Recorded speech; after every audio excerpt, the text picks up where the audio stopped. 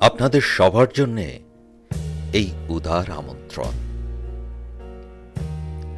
ছবির মতো এই দেশে একবার বেরিয়ে যান। অবশ্য উল্লেখযোগ্য তেমন কোনো মনোহারী স্পট আমাদের নেই, কিন্তু তাতে কিছু আসে যায় না।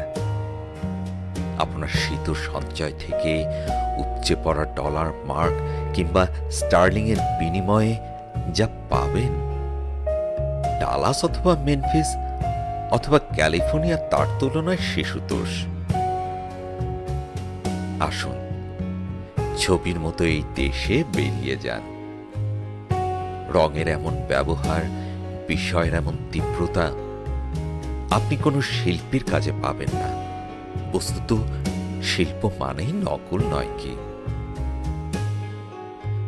অথচ দেখুন, এই বিশাল ছবির জন্য ব্যবহৃত সব উপকরণ অকৃত্রিম।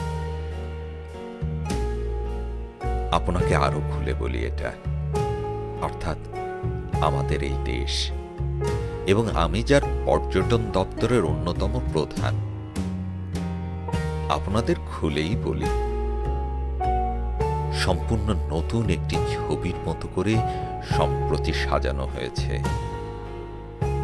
খাঁটি আর্য বংশোদ্ভূত শিল্পীর কঠোর তত্ত্বাবধানে ৩০ লক্ষ কারিগর দীর্ঘ ৯টি মাস দিনরাত পরিশ্রম করে বানিয়েছেন এই ছবি।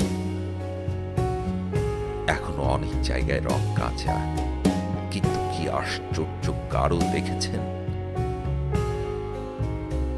ভ্যান গগ, যিনি আকাশ থেকে নীল আর শস্য থেকে সোনালি তুলে এনে ব্যবহার করতেন, কখনো শপথ করে বলতে পারি এমন গাঢ়তা দেখেননি।